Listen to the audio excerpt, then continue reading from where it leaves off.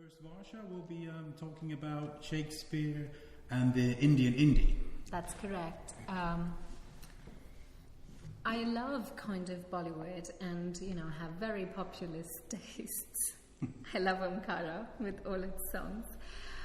But one of the other things, the one I was arguing for in our initial kind of argument was the indie industry in Indian cinema, which I am very, very excited about. So my paper is going to be about Shakespeare in Indian indie cinema, and there are other examples of indie cinema in Shakespeare, but I'm going to concentrate on 10 ml Love. I'm going to use it as a case study, and 10 ml Love is an adaptation of A Midsummer Night's Dream. Okay, so here we go.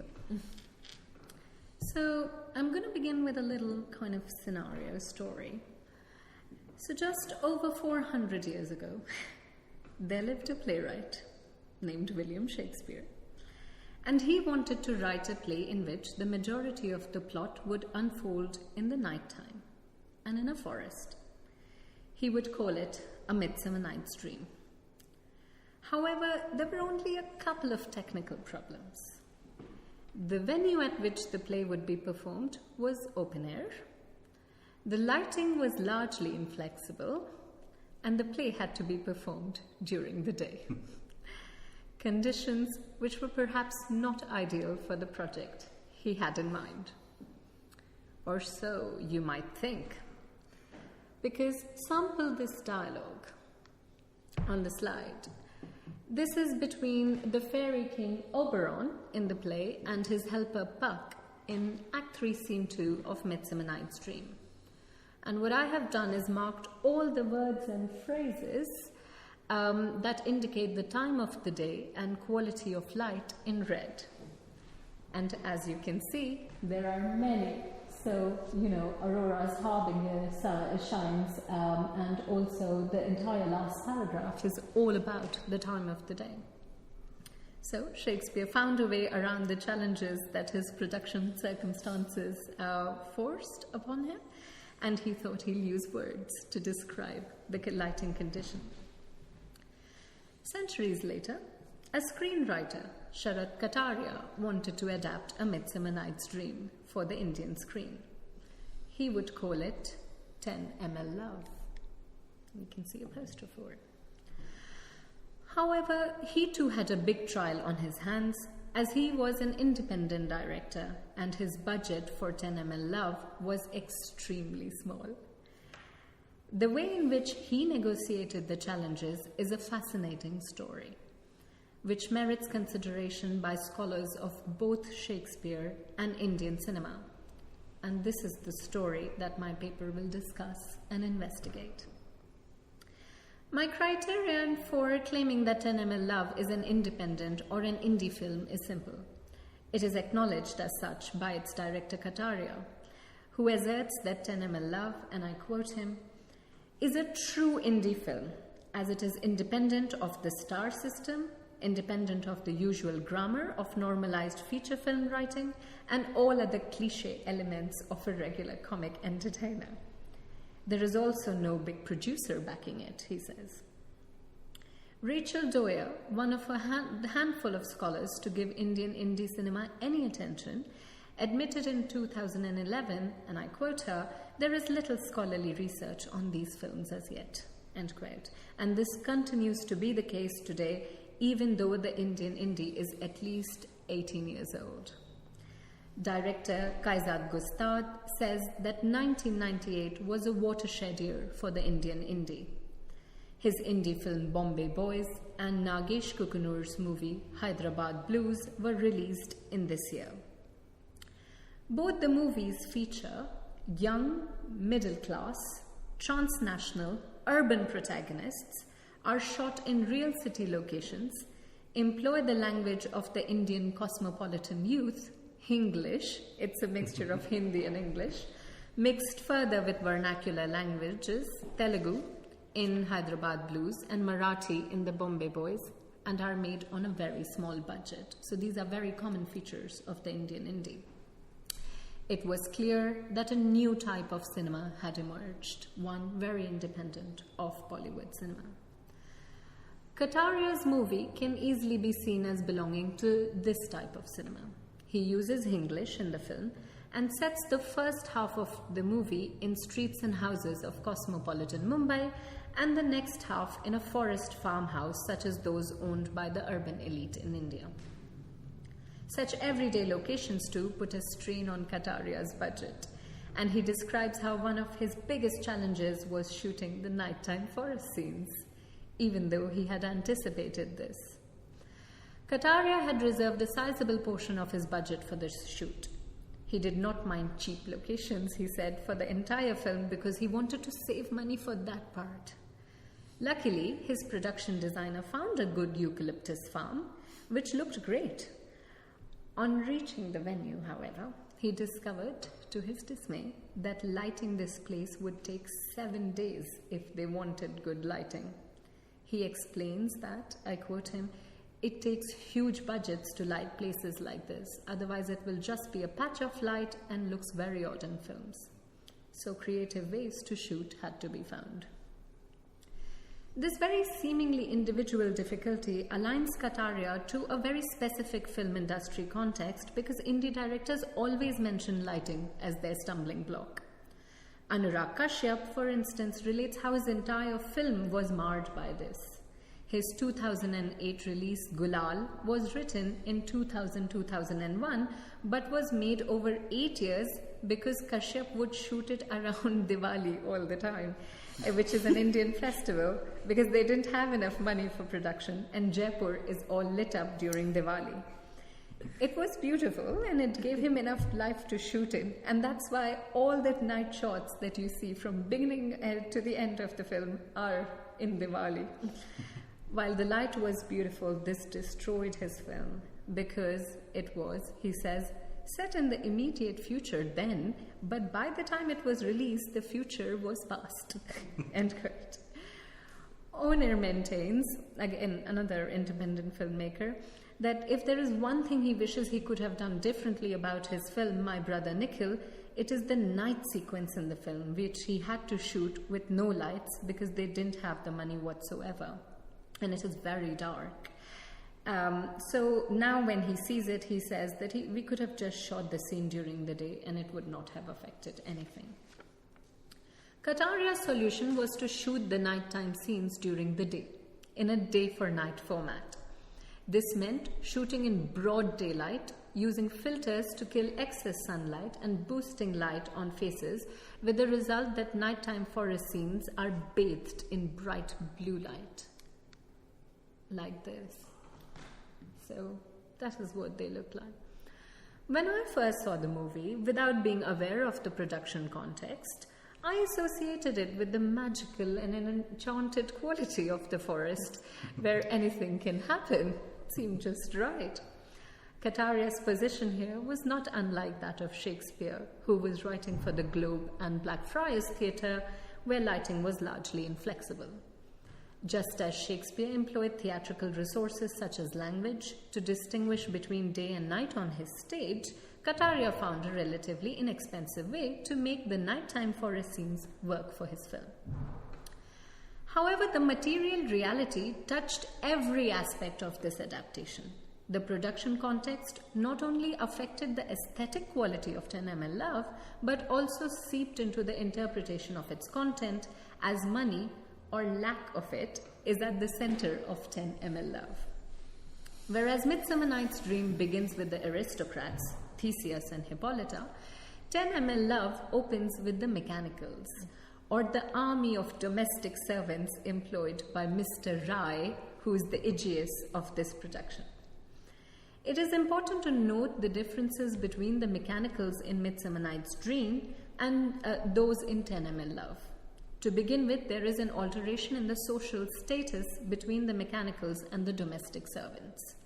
Whereas the mechanicals in Shakespeare's play are artisans, so Quince is a carpenter, Bottom is a weaver, Flute is a bellows mender, Snout is a tinker, Snug is a joiner, and Starveling a tailor. They all have their own trades that they can ply. The domestic servants are worse than even apprentices because they would be counted as unskilled labor.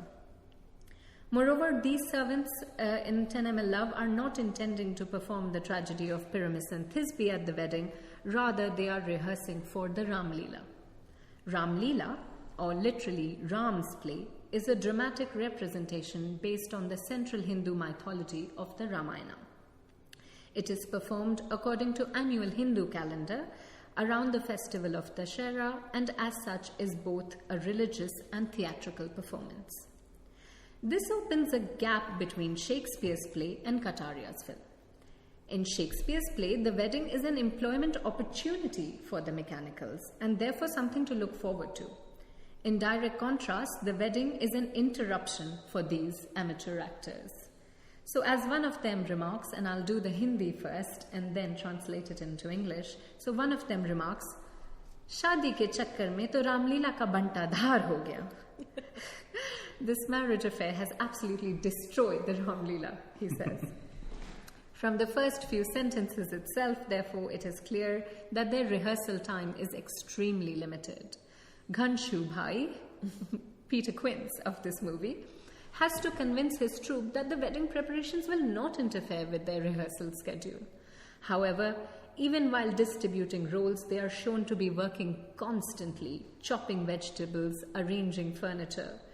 Also, before they are able to carve out time for rehearsal, they appear in various scenes and are shown following complicated instructions for the wedding preparations. For instance, they are putting up a marquee for the wedding, then they are rudely instructed on the pattern of lights which they arrange for the wedding, and finally, Mr. Rai himself comes to check on the catering and food supplies and has to be assured that the wedding preparations are indeed complete.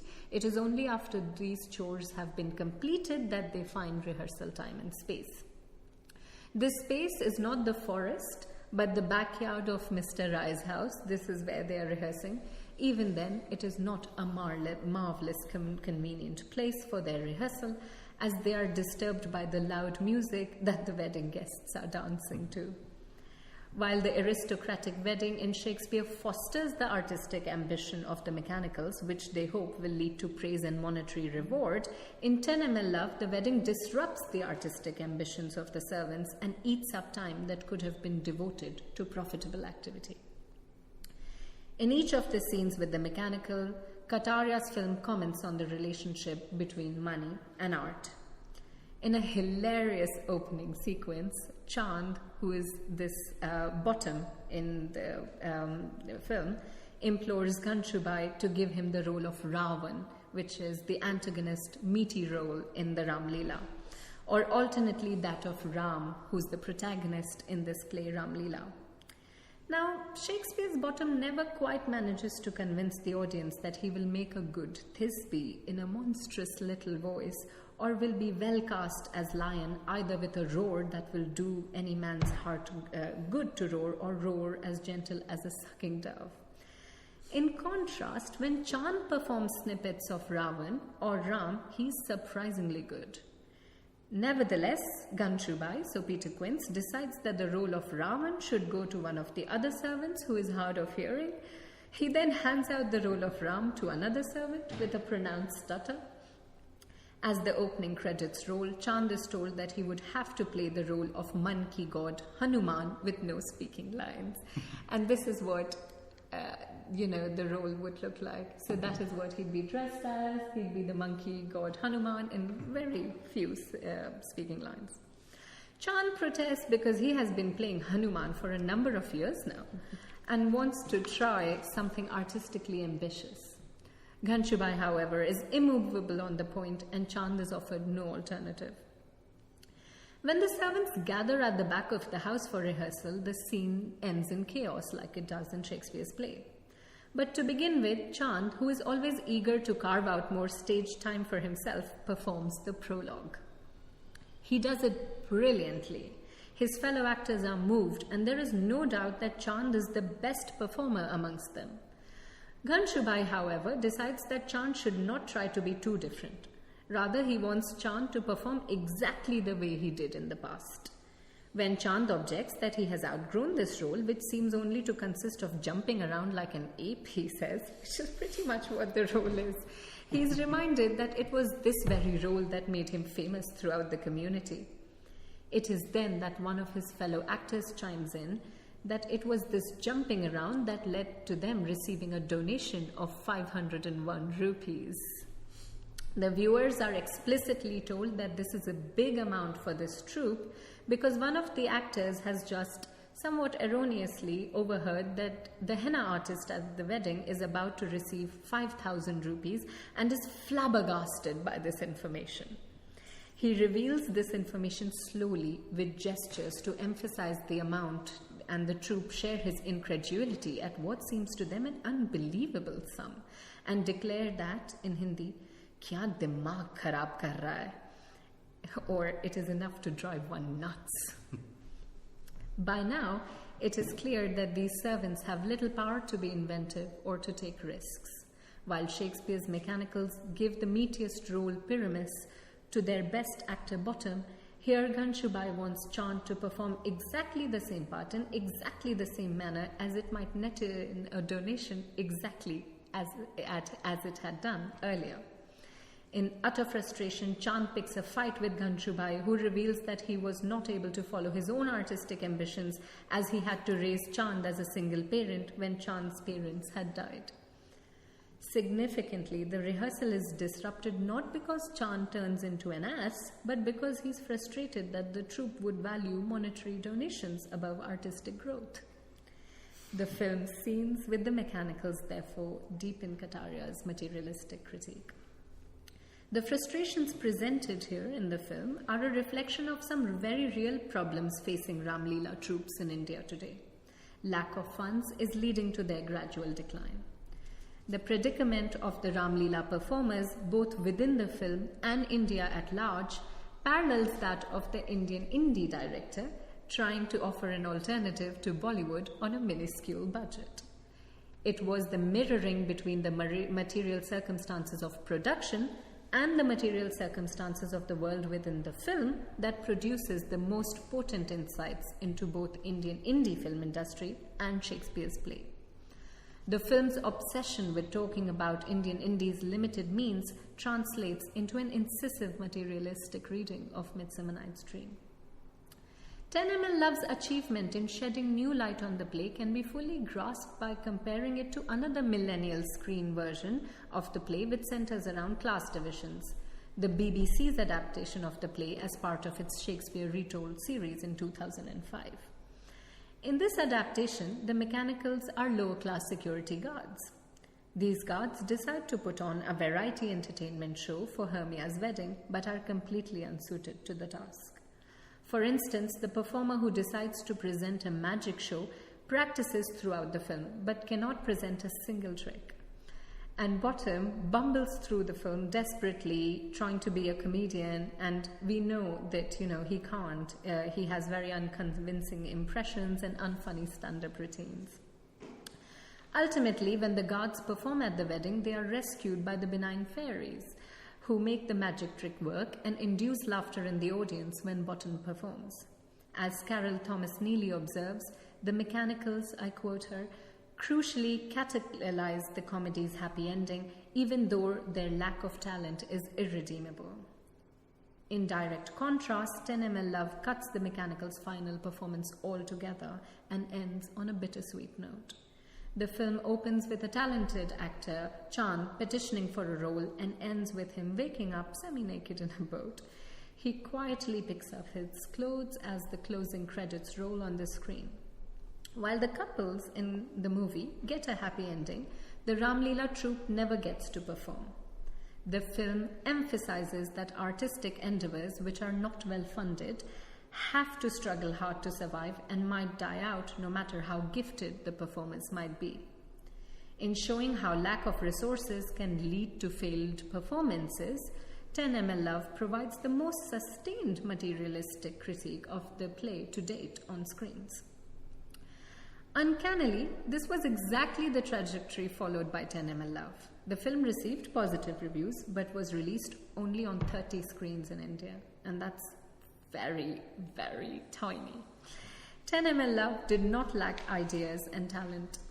Yet the process of indie filmmaking was largely responsible for its failure at the box office.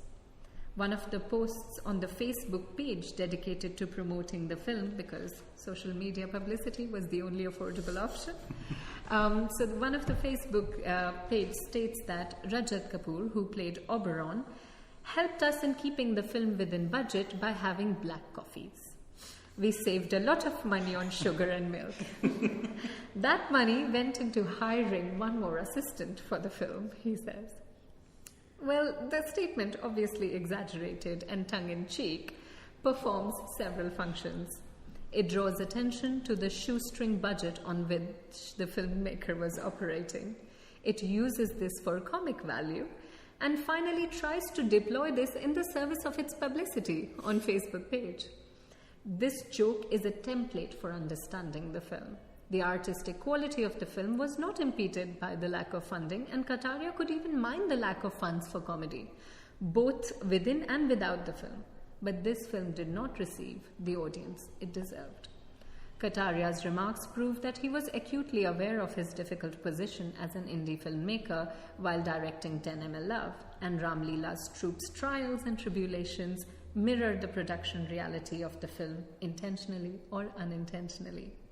And in that respect, it's interesting to note we wanted to have a screening of 10mm Love at our conference. And we tried really hard to arrange for a DVD. A DVD of the film was never released, by the way. And we tried to arrange one, which wasn't a preview copy. And much as we wanted to screen it, much as they wanted us to screen it, ultimately a copy could not be arranged. So that's what we're talking about. Wow. Lack of funding absolutely affecting reception. As I've tried to demonstrate, indie films such as 10mm Love, and I can talk about other indie films based on Shakespeare, not only reflect the frustrations and joys of making an Indian indie, but also owing to their unique perspective offer fresh insights into Shakespeare's plays. In her book on Jacobean drama on screen, Pascal Ibischer complains that there is a tendency, I quote her, in criticism of screen Shakespeare's to ignore the film's imbrication in a larger body of work, and in a film industry context that determines not only what can be filmed, but how it may be filmed, end quote. As the case of 10mm Love proves, where the Indian indie is concerned, it would be negligent to ignore the industry context and the material conditions that indeed dictate not only the what and the how of the films being produced, but also influence the content of these movies. The directors concerned with their own production milieu, where they have to make the best of limited resources and compete against Bollywood, allows them to interpret Shakespeare's plays materially. The Indian indie Shakespeare adaptations are thus poised to revitalize both world cinema and Shakespeare studies and merit your attention. Thank you.